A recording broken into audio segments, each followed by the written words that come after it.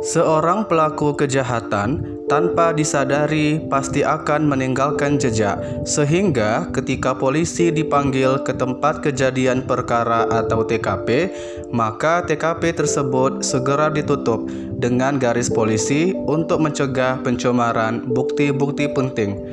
Ahli forensik harus bergegas ke tempat kejadian sebelum bukti penting yang mungkin membantu mengungkap kejadian tersebut hilang atau dirusak. Barang bukti forensik yang ditemukan harus diambil sampelnya untuk diperiksa di laboratorium demi mendapatkan data pelengkap dan pendukung. Salah satu pemeriksaan yang penting dan hasilnya bisa diperoleh dengan cepat adalah tes sidik DNA. Tes sidik DNA dalam kasus forensik utamanya dilakukan untuk tujuan identifikasi korban, walaupun saat ini tes sidik DNA juga bisa dilakukan untuk melacak pelaku kejahatan. Pelacakan identitas forensik akan dilakukan dengan mencocokkan antara DNA korban dengan terduga keluarga korban. Hampir semua sampel biologis tubuh dapat digunakan untuk sampel tes sidik DNA, tetapi yang sering digunakan adalah darah, rambut, usapan mulut pada pipi bagian dalam, dan kuku. Untuk kasus-kasus forensik, sperma, daging, tulang, kulit, air liur, atau sampel biologis apapun yang ditemukan di TKP dapat dijadikan sebagai sampel tes sidik DNA. Hari ini kita akan membahas suatu kasus pembunuhan yang dianggap sebagai cold case atau kasus lama dan baru terungkap selama 22 tahun dengan bantuan teknologi DNA. Antara Februari dan Mei 1990, Yolanda Sepp, Nicky Lowe, dan Kathleen Brisbois dibunuh secara brutal. Ketiga wanita itu bekerja sebagai PSK dan mereka ditemukan tewas di sepanjang sungai Spokane, Washington dengan luka tembak. Ketiga korban saling mengenal satu sama lain. Departemen Kepolisian Wilayah Spokane meyakini bahwa peristiwa ini merupakan kasus pembunuhan berantai karena kesamaan profesi dari ketiga korban ini, penggunaan senjata api dengan kaliber kecil yang digunakan oleh pelaku, dan lokasi mayat yang berada di dekat sungai Spokane. Kepolisian melakukan investigasi bersama. Banyak tersangka dicurigai, termasuk Robert Yates dan Green River Killer, yang terkenal pada masa itu sebagai pembunuh berantai paling kejam.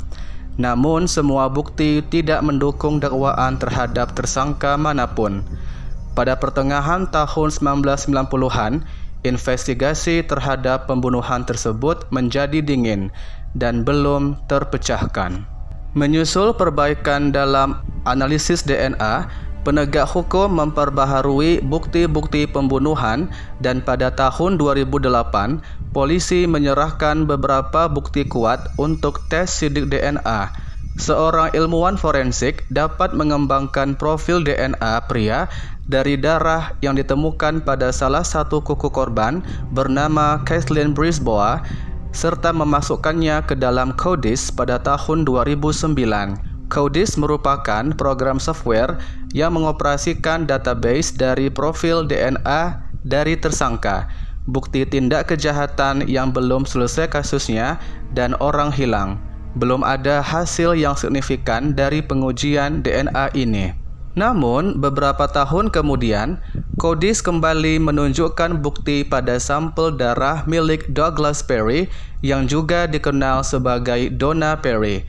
Perbedaan jenis kelamin dalam nama tersebut kemudian diperjelas oleh sebuah fakta yang mengejutkan bahwa pada tahun 2000, Douglas Perry menjalani operasi penggantian kelamin di Thailand dan berubah menjadi seorang transgender dengan nama Donna Perry. Perry sebelumnya tidak pernah diidentifikasi sebagai tersangka pembunuhan tersebut.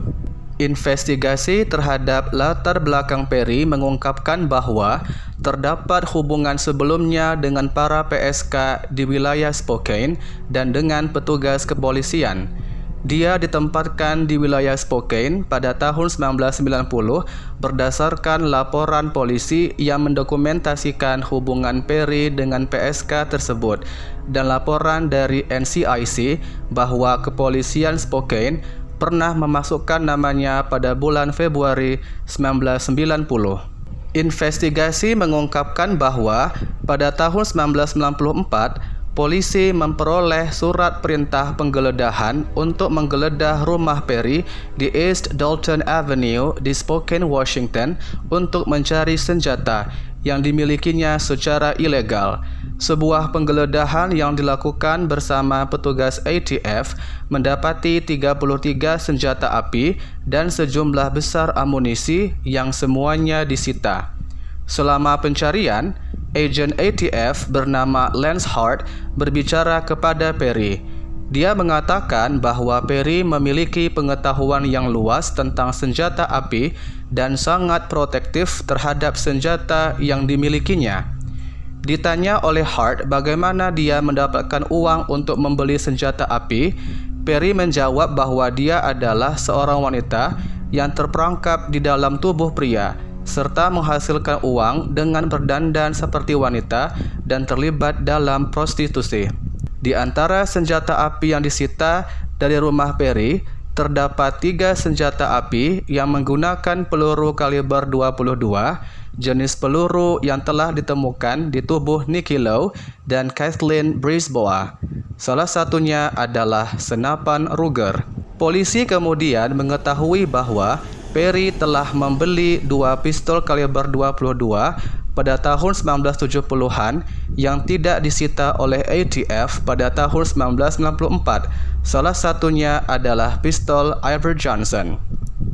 Seorang ahli senjata api kemudian menemukan bahwa peluru dan pecahan peluru yang ditemukan di dalam tubuh Nicky Lowe dan Kathleen Brisbois mungkin telah ditembakkan menggunakan senapan Ruger atau pistol Iver Johnson. Juga diketahui bahwa pada tahun 1998, seorang PSK melaporkan kekhawatirannya kepada polisi tentang kencan yang baru saja dia lakukan di rumah Perry di East Empire Avenue di wilayah Spokane, yang kemudian dia gambarkan sebagai hal paling menyeramkan yang pernah dia alami seumur hidupnya. Dia mengatakan bahwa terdapat banyak manekin, busur panah, dan senjata api, serta benda-benda asing yang ada di dalam rumah Perry.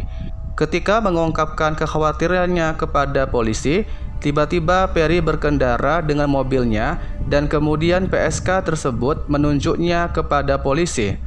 Petugas polisi menghentikan mobil Perry dan membekuknya, di mana polisi menemukan 2 pisau dan sebuah pistol listrik. Dalam pencarian bukti-bukti di dalam mobil, polisi menemukan dokumen yang menjelaskan tentang cara mendapatkan operasi penggantian kelamin. Polisi tersebut tidak melakukan tindakan apapun terhadap Perry selain menghentikan dan menggeledahnya. Pada tahun 1998, seorang polisi Spokane menghentikan Perry di perhentian lampu lalu lintas pada pukul 1.30 dini hari. Perry memberontak ketika diberhentikan dan membantah terlibat dalam prostitusi. Sekali lagi, dia membawa pisau dan pistol listrik diikat pinggangnya. Pada tahun 2012, sebuah laporan membawa Perry kembali ke ATF dan dalam penggeledahan di rumah Perry di East Empire Avenue, ATF dan petugas polisi setempat menyita 12 senjata api dan sejumlah besar amunisi. Di antara senjata api yang disita adalah sebuah senapan Ruger berkaliber 22. Perry ditahan di penjara federal. Semua senjata api yang disita dari rumah Perry pada tahun 2012 terbukti dibuat pada tahun 1997 atau setelahnya. Jejak senjata api dari senapan Ruger dengan kaliber 22 yang disita dari rumah Perry pada tahun 1994 dan 2012 menetapkan bahwa pembelinya adalah 2 bersaudara, yaitu Bruce dan Mark Massengale. Mesengel bersaudara ditanyai dan keduanya terbukti berteman dengan Perry sebelum dan sesudah operasi penggantian kelamin Perry. Bruce mengizinkan Perry untuk tinggal bersamanya selama beberapa waktu. Ketika ditanya oleh polisi, kedua bersaudara itu melaporkan bahwa Perry pernah tinggal bersama Clarence Galloway pada tahun 1990. Tetapi kemudian dia meninggalkan Spokane tanpa diketahui alasannya. Polisi akhirnya mengetahui bahwa Galloway berada di rumah sakit jiwa Los Angeles. Ia menderita penyakit mental, namun petugas rumah sakit tersebut tidak mengizinkan polisi untuk menginterviunya. Kepolisian Spokane memberitahu kepolisian Los Angeles mengenai harapan mereka untuk bisa menginterview Galloway jika diizinkan. Namun mereka akhirnya diberitahu bahwa Galloway telah meninggal dunia. Investigasi atas latar belakang Galloway mengungkapkan bahwa dia pernah menjadi PSK dan berhubungan dengan ketiga korban, yaitu Yolanda Sepp, Nikki Lowe, dan Kathleen Brisbois. Pencarian dari catatan kriminal menghasilkan 4 foto yang diambil ketika Galloway dipenjara di wilayah Spokane. 2 foto diambil pada 21 Februari dan 15 Maret 1990, satu hari sebelum mayat Yolanda Sepp ditemukan, dan beberapa hari berikutnya mayat Kathleen Brisbois ditemukan. Polisi menduga bahwa Perry mungkin merampok kedua wanita itu untuk mendapatkan uang jaminan. Mark Mesengel ingat bahwa Galloway pernah ditangkap beberapa kali dan Perry yang hidup dengan jaminan sosial entah bagaimana caranya akan mencari uang untuk mengeluarkan Galloway dari penjara. Pada November 2012, Detektif James Tresbeck dan Mark Burbridge membuat janji untuk mengunjungi Perry yang ditahan sebagai narapidana federal di penjara wilayah Spokane. Mereka dilengkapi dengan surat perintah penggeledahan untuk mendapatkan DNA Perry. Di awal interview, para detektif memberitahu Perry bahwa mereka sedang menangani kasus-kasus lama atau cold case, ingin melihat apakah Perry dapat membantu mereka dan perlu memberitahu dia terlebih dahulu tentang hak-haknya. Perry mengatakan bahwa ia harus memiliki pengacara apabila kedua polisi tersebut akan bertanya kepadanya tentang sesuatu hal, dan memintanya untuk memberikan sampel cairan DNA yang diambil dari dalam pipinya. Setelah ia menyerahkan sampel DNA tersebut kepada polisi, Perry bertanya, "Apakah saya dituduh melakukan pembunuhan atau sesuatu kejahatan?"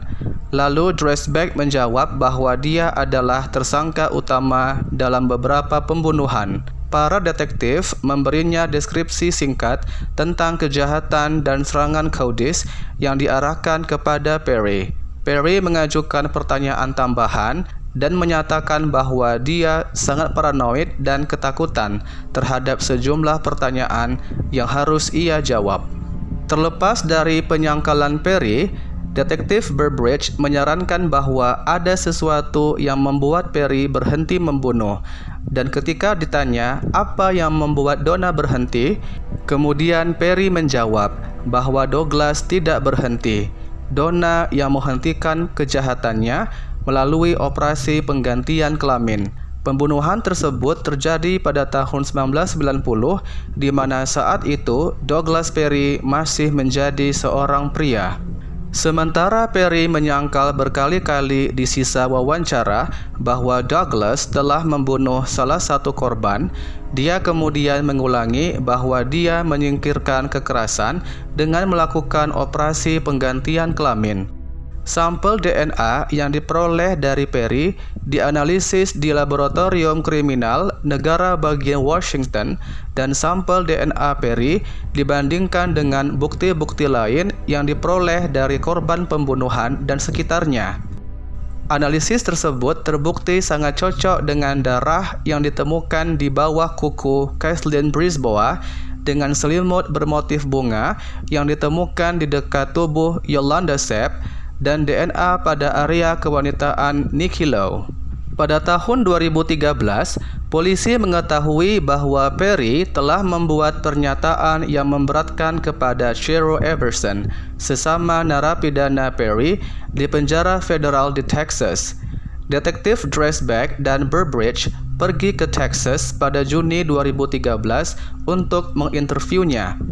Menurut Everson, meskipun dia dan Perry hanya dipenjara selama 1,5 bulan, Perry percaya padanya dan bahkan membicarakan tentang pernikahan antara keduanya. Everson mengatakan bahwa Perry didiagnosis menderita skizofrenia dan merupakan seorang sosiopat.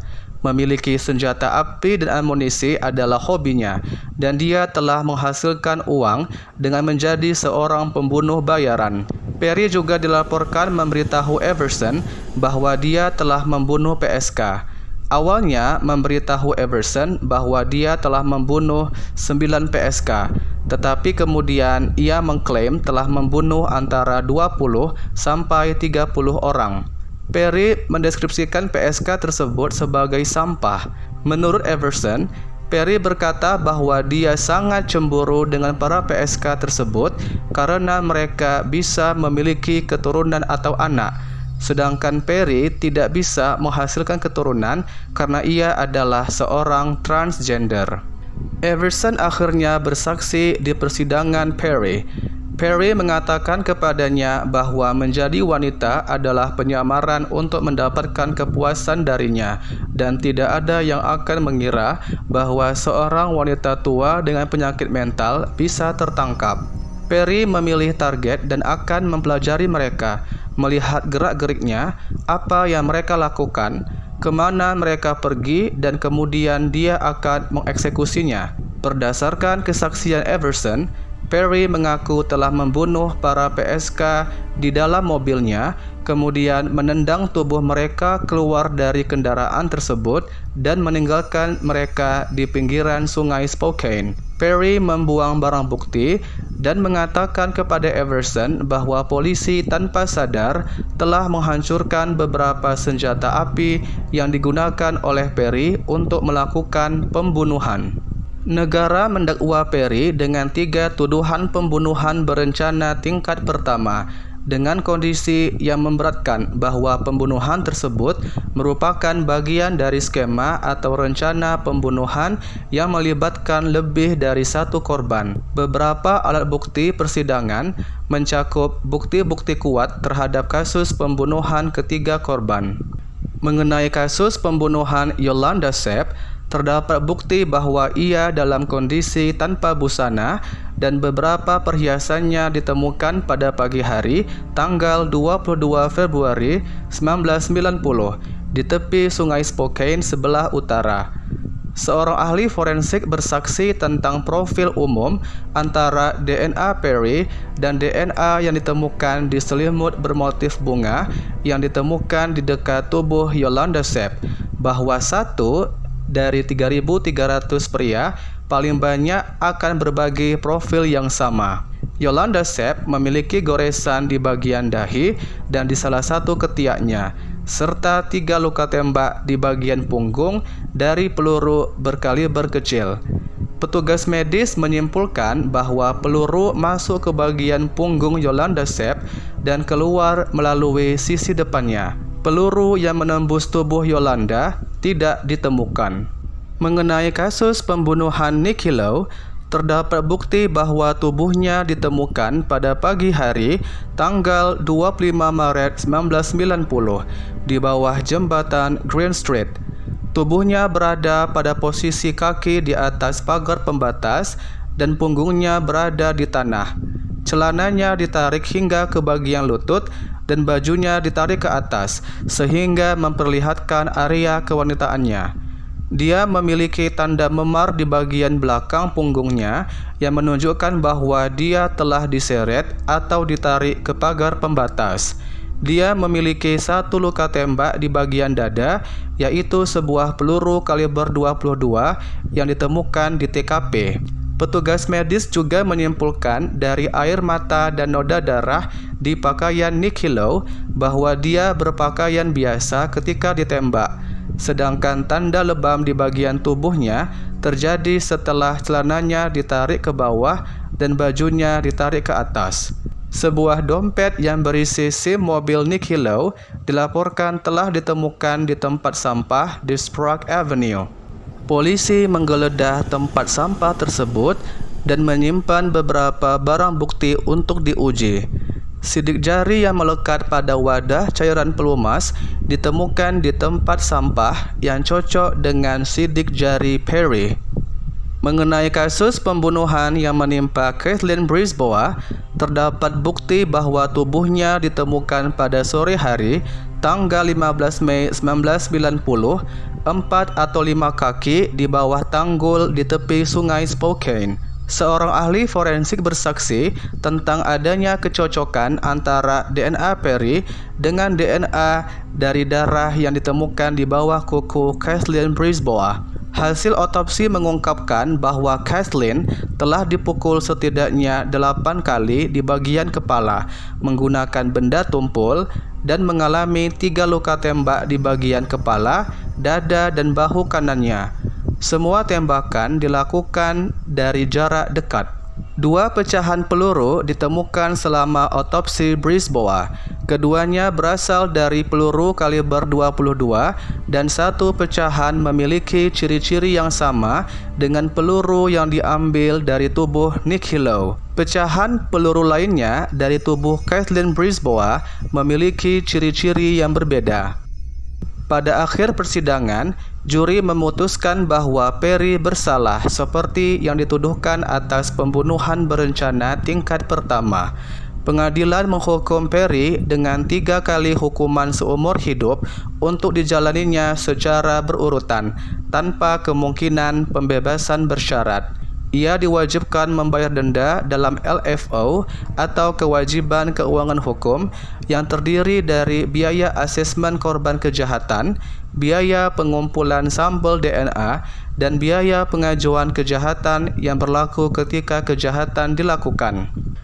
Donna Perry mengajukan banding atas 3 dakwaan pembunuhan berencana tingkat pertama dengan kondisi yang memberatkan di setiap kasus bahwa pembunuhan yang ia lakukan merupakan bagian dari skema atau rencana pembunuhan yang melibatkan lebih dari 1 korban. Kejahatan di tingkat banding dilakukan saat Perry hidup sebagai seorang pria yang bernama Douglas. Sebagian besar investigasi serta proses pengadilan dilakukan setelah Perry mengalami penggantian jenis kelamin dan berubah menjadi Donna.